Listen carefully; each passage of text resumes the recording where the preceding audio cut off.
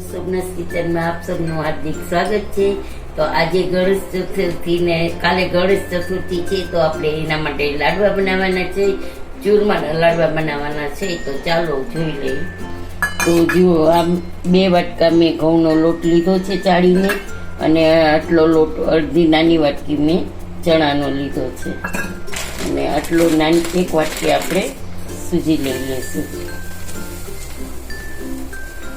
તો લાડવામાં સૂજી સારી કરકરો થાય એના માટે એ આપણે ચાળવાનું નથી। ચણાનો લોટ ચાળી લઈ છે, મેં તેલનું અહીંયા મૂકી દીધું છે, ગરમ પાણી નવસેકું કરી લીધું છે, જોઈ શકો છો કે સાવ નવસેકું જ કરવાનું છે આપણે। તો આપણો લોટ ચડાઈ ગયો છે।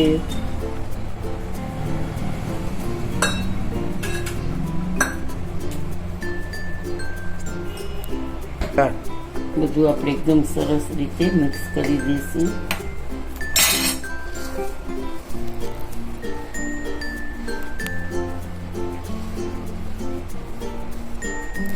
પછી આપણે અહીંયા લઈશું તેલ મોણ નાખવા માટે।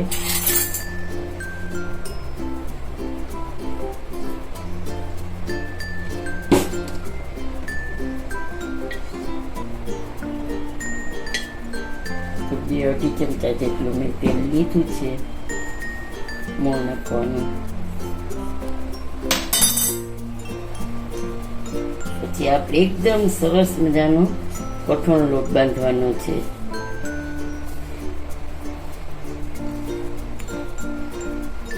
મોણ તો આટલું જોવું જોઈએ, મોણ કઈ જાજુ ન જોઈએ આમાં બહુ।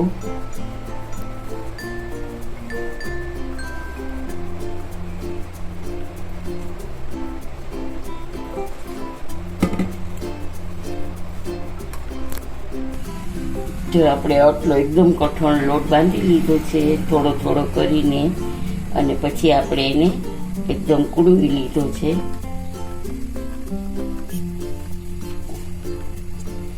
તો પછી આપણે આ નાના લુવા લઈ અને આ હાથમાં લઈ અને મસળી અને આવી રીતે આ મુઠિયા બનાવી લેવાના છે।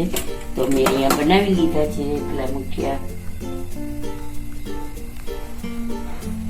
આવી રીતે બધા આપણે મુઠિયા બનાવી લેશું। હવે આપણે જોઈ લઈએ કે આપણું તેલ આવી ગયું છે। તો હા, આપણું તેલ આવી ગયું છે, અને આપણા એક ફોલોવર જ્યોતિબેન પટેલની ફરમાઈશ હતી કે ચૂરમાના લાડવાની રેસીપી મૂકો, તો આજ ખાસ જ્યોતિબેન માટે આપણે આ લાડવાની રેસીપી બનાવીએ છીએ।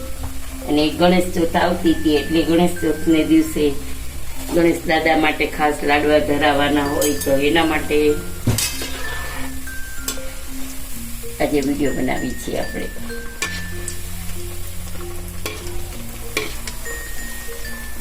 તો હવે લાઈટ વહી ગઈ છે આપણે, તો હવે બદામી કલરના કરી લેવાના છે। તો જો ગાઈસ, આવી રીતે આપણા મુઠિયા ઠરી ગયા છે, મેં કટકા કરી લીધા છે। તો હવે આપણે એને મિક્સર જારમાં નાખી દઈશું।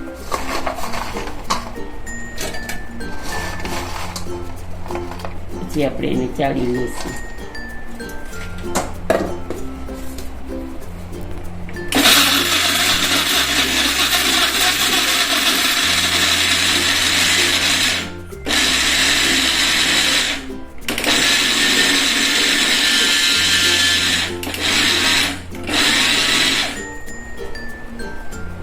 નીચે કાથરો પડશે। તો જો ગાઈસ, આપણે દરદરું પીસી લીધું છે, તો મસ્ત પીસાઈ ગયું છે આપણું।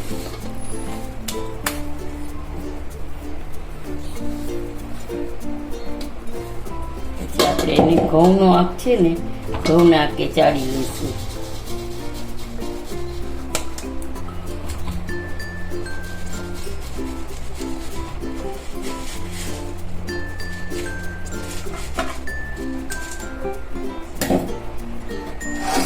પાછું બીજું બધું છે લીધું છે, બધું આપણે લઈશું। આમાં મેં એક જાયફળ નાખી દીધું છે, તો એના કટકા છે, તો એકદમ સરસ રીતે પીસાઈ જાય, એટલે મેં આમાં નાખી દીધું છે જાયફળ। જોઈ શકો છો ગાઈસ, આપણું એકદમ ઠરી ગયું છે। પીસાઈ ગયું છે દરદરું. હવે આમાં આપણે ગોળ ઉમેરશું. આમાં ઘણા ગોળની પાઈ કરીને કરે છે, પણ હું ગોળની પાઈ કરીને નથી કરતી. અમારા ઘરમાં આવો જ ઉમેરીને લાડવા થાય છે.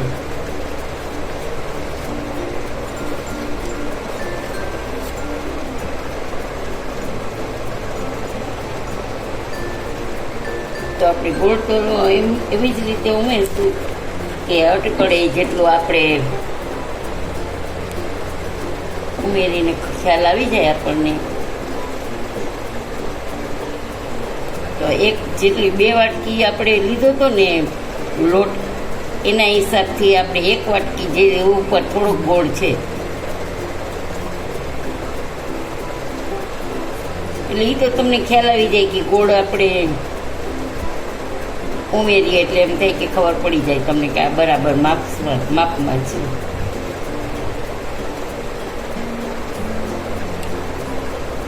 આવી રીતે હાથેથી જ આપણે મિક્સ કરવાનું રહેશે.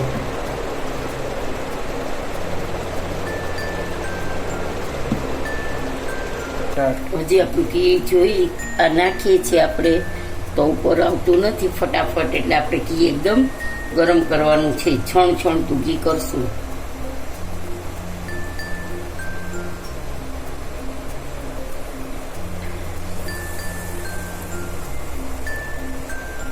ડ્રાયફ્રૂટ હતા એ બધા જોઈ ગયું તમે. એ ડ્રાયફ્રૂટ હતા બધા ઘીમાં સોતળી લીધા છે અને આ ઘી આપણે એમાં લાડવામાં જ ઉમેરી દઈશું.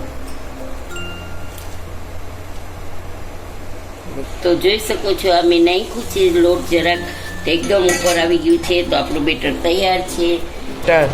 તો ગોળ જુઓ મેં એકદમ સરસ રીતે મિક્સ કરી લીધો છે. આવી રીતે આમ આપણે લાડવો વળે એવું થાય એટલે સમજી લેવાનું કે આપણો ગોળ માપસર છે. તો આપણે તેમાં હવે ઘી ઉમેરી દઈશું. ઘી જોતા પ્રમાણમાં ઉમેરવાનું, પછી એવું હોય તો નાખવાનું.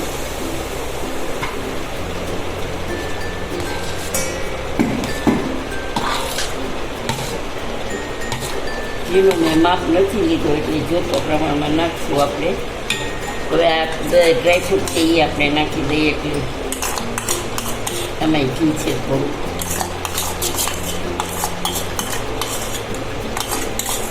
ઘી વધી જશે ને તો પછી લાડવા વાળવાની મજા નહીં આવે.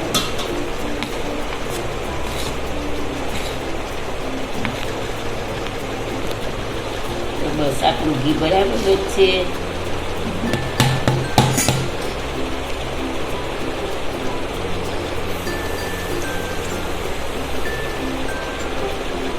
થોડોક ઘીમાં લચપચતા હોય તો મજા આવે એટલે મેં થોડુંક ઘી વધારે નાખ્યું છે.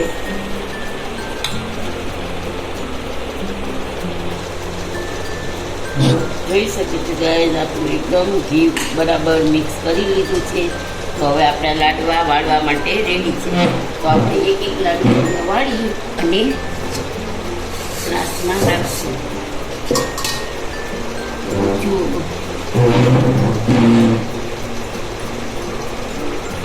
ઘી બરાબર જ છે, માપમાં સરસ છે.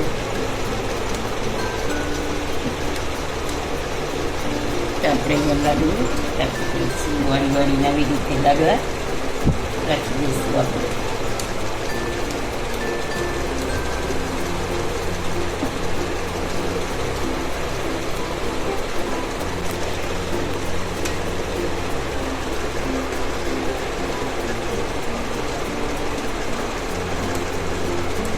તો જાયફળ નાખ્યું છે તો લાડવા એકદમ સુગંધ આવે છે સરસ મજાની. હવે આપણે અહીંયા થોડુંક દિવાળી આગળ કરી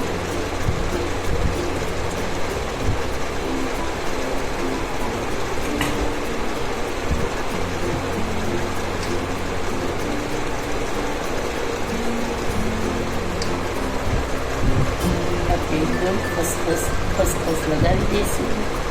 આવી રીતે બધા લાડવામાં લગાવી દઈશું. પછી આપણે